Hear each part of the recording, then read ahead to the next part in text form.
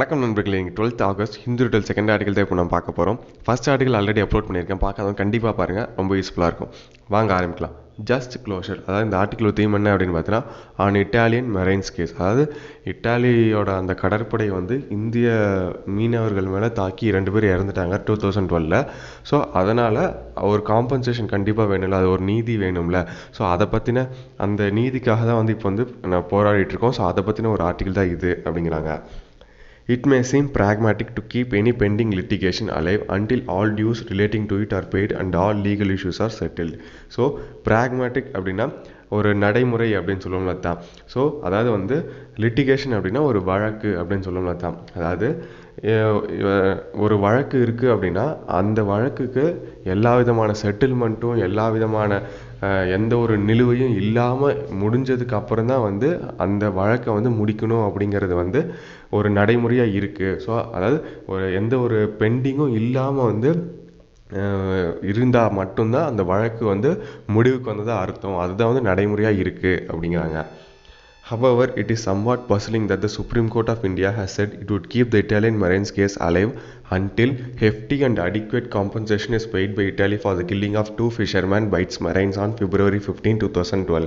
So அதாவது India அந்த supreme court of India இருக்காங்க பார்த்தீங்களா, அவங்க வந்து சொல்லியிருக்காங்க என்ன அப்படின்னு பார்த்தீங்கன்னா, இந்த இட்டாலியன் மரைன்ஸ் கேஸில் தங்களுக்கு தேவைப்படுறது ஹெஃப்டி அப்படின்னா ரொம்ப மிகப்பெரிய அப்படின்னு சொல்லலாம் தான். ஸோ அந்த நிவாரண தொகையாக மிகப்பெரிய ஒரு தேவையான ஒரு தொகை கிடைக்கிற வரைக்கும் நாங்கள் வந்து இந்த கேஸை வந்து கண்டிப்பாக நாங்கள் வந்து முடிக்க மாட்டோம் அப்படின்னு வந்து சுப்ரீம் கோர்ட் ஆஃப் இந்தியா சொல்லியிருக்கிறது ஒரு புதிராக இருக்குது அப்படிங்கிறாங்க.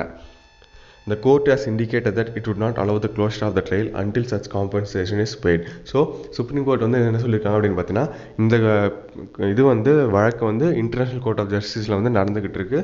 ஸோ அதுக்கு வந்து சுப்ரீம் கோர்ட் என்ன சொல்லியிருக்காங்க அப்படின்னு பார்த்தீங்கன்னா, இந்த கேஸை வந்து நாங்கள் வந்து எங்களுக்கு ஒரு மிகப்பெரிய ஒரு தொகை கிடைக்கிற வரைக்கும் இந்த கேஸை வந்து க்ளோஸ் பண்ண மாட்டோம் அப்படின்னு வந்து சுப்ரீம் கோர்ட் வந்து சொல்லியிருக்காங்க அப்படிங்கிறாங்க. And it has ordered that the families of the victims be heard on this matter. So court வந்து என்ன ஆர்டர் பண்ணியிருக்கு அப்படின்னு பார்த்தீங்கன்னா, சம்மந்தப்பட்ட அந்த குடும்பம் இருக்குது பார்த்தீங்களா, அவங்களையும் வந்து நீங்கள் வந்து வேணால் விசாரிச்சுக்கலாம். ஸோ அது வரைக்கும் எங்களுக்கு மிகப்பெரிய அந்த நிவாரண தொகை கிடைக்கிற வரைக்கும் நாங்கள் வந்து இந்த கேஸை வந்து முடிவுக்கு கொண்டு வரதுக்கு எங்களுக்கு உடன்பாடு இல்லை அப்படின்னு வந்து சொல்லியிருக்காங்க அப்படிங்கிறாங்க. Once the Union government has declared that it would abide by the ruling of the Permanent Court of Arbitration at The Hague, which granted immunity to the Marines and favored Italy as the appropriate jurisdiction where they could be tried for the crime, it does not seem proper to delay the process of bringing closure to the matter.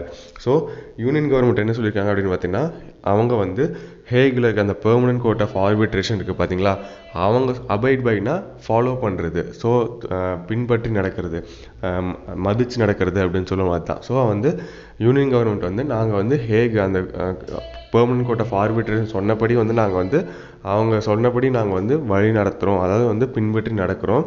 ஆனால் அவங்க அந்த permanent court of arbitration வந்து marines, அதாவது அந்த Italy marines இருக்காங்க பார்த்தீங்களா, அவங்களுக்கு வந்து ஒரு இது கொடுத்துருக்காங்க, அதாவது வந்து அந்த ஏரியா ஆஃப் ஜூரிஸ்டிக்ஷன் அப்படின்னு சொல்லுவோம்ல தான். ஸோ அந்த இட்டாலியில் தான் வந்து இந்த வழக்கை வந்து நடத்தணும் அப்படின்னு வந்து அவங்க சொல்லியிருக்காங்க. அங்கே தான் வந்து இந்த வழக்கை வந்து விசாரித்து அவங்களுக்கு வந்து எதாவது தண்டனை கொடுக்குறதுனா அங்கே மட்டும்தான் கொடுக்கணும் அப்படின்னு சொல்லியிருக்காங்க. ஆனால் இந்த மாதிரி தொடர்ந்து வந்து தாமதப்படுத்துறது அப்படிங்கிறது எதுக்கு அப்படின்னு தான் வந்து தெரிய மாட்டேங்குது. ஏன்னா வந்து கிட்டத்தட்ட 8 வருஷமாக அந்த கேஸ் நடந்துக்கிட்டு இருக்கு. ஸோ அவங்களும் வந்து ஒரு முடிவுக்கு வந்துட்டாங்க. அதாவது வந்து யார் வந்து அந்த பொறுப்போ, அதாவது இந்த 2 ஃபிஷர்மேனை யார் கொண்டாங்களோ அவங்களுக்கு வந்து நாங்கள் கரெக்டான தண்டனை கொடுக்குறோம் அப்படின்னு வந்து இட்டாலி கோர்ட்டு சொல்லிட்டாங்க. ஆனாலும் இந்தியன் கவர்மெண்ட் வந்து அதை வந்து ஒத்துக்க மாட்டேங்கிறாங்க. எங்களுக்கு வந்து நிவாரண தொகையை அதிகமான அமௌண்ட் கொடுக்குற வரைக்கும் நாங்கள் வந்து இந்த பிரச்சனைக்கு நாங்கள் வந்து உடன்பட மாட்டோம் அப்படின்னு சொன்னது ஏன் அப்படின்னு தான் வந்து இன்னும் தெரியல அப்படிங்கிறாங்க.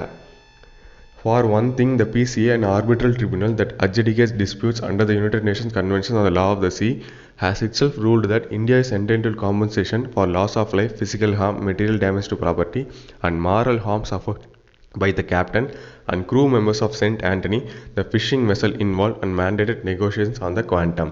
ஸோ குவாண்டம் அப்படின்னா ஒரு தேவையான தொகை, அந்த நிவாரண தொகை அப்படின்னு சொல்லலாம் தான். ஸோ இந்த மாதிரி இந்த மீனவர்கள் வந்து இது பண்ணுறாங்க, இந்த மாதிரி பிரச்சனைக்கெலாம் வந்து யார் வந்து மத்தியஸ்தம் பண்ணுவாங்க அப்படின்னு பார்த்தீங்கன்னா, United Nations conventions on the law of the sea அவங்க தான் வந்து பண்ணுவாங்க. ஸோ அவங்க வந்து என்ன சொல்லியிருக்காங்க அப்படின்னு பார்த்தீங்கன்னா, கண்டிப்பாக இது வந்து இந்தியாவுக்கு ஏற்பட்ட இழப்பு தான். அவங்க மேலே தப்பு கிடையாது.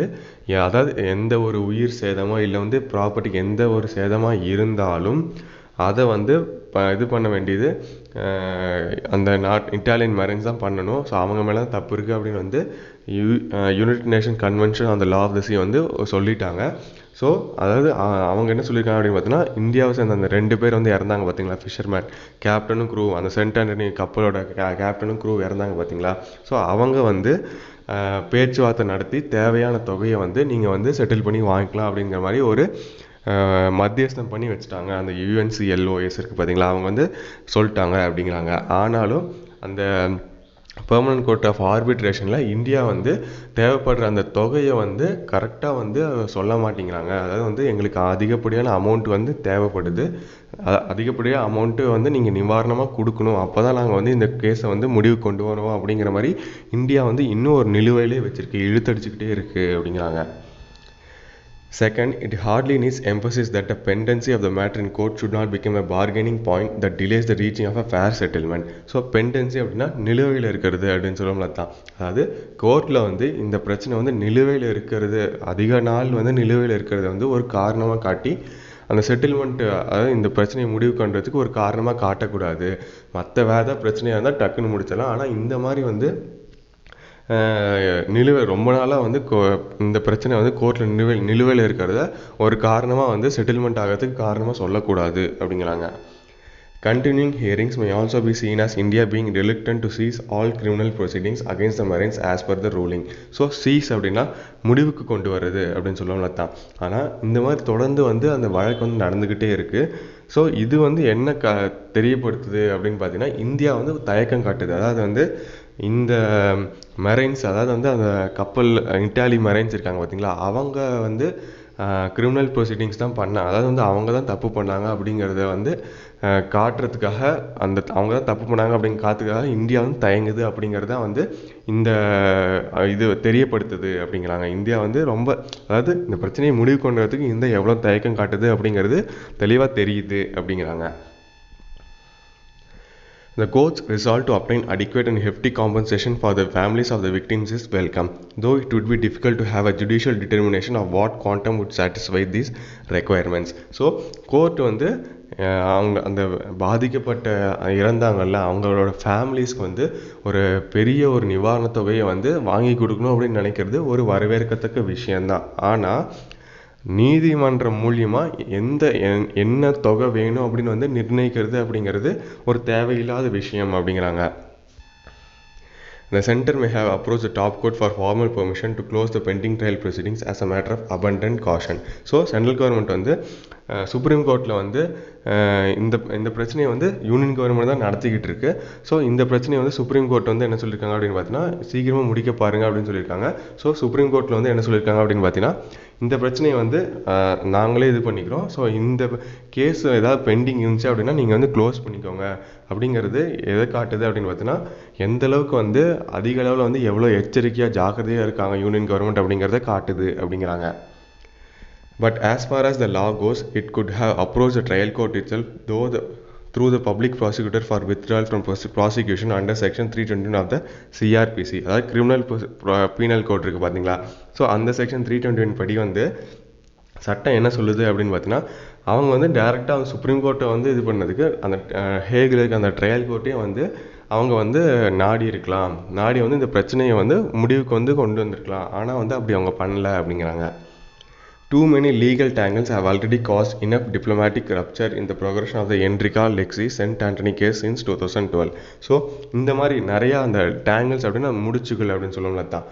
ஸோ இந்த மாதிரி நிறையா சட்ட சிக்கல்கள் மூலிமா ரெண்டு நாடு, இந்தியாவுக்கும் இட்டாலிக்கும் நடுவில் வந்து அந்த டிப்ளமேட்டிக் அந்த ரப்சர், அதாவது வந்து ஒரு நல்ல ஒரு சுமூகமான உறவு இருக்குது பார்த்தீங்களா, அதில் வந்து சில பிரச்சனைகள் உண்டாயிருக்கு இந்த கேஸ்னால. இந்த என்ரிகா லெக்ஸி சென்டர்னி கேஸ்னால 2018 இந்தியாவுக்கும் இட்டாலிக்கும் நடுவில் ஒரு ரெண்டு நாட்டுக்கு நடுவில் வந்து ஒரு பிரச்சனை வந்து இருந்துக்கிட்டே தான் இருக்குது அப்படிங்கிறாங்க.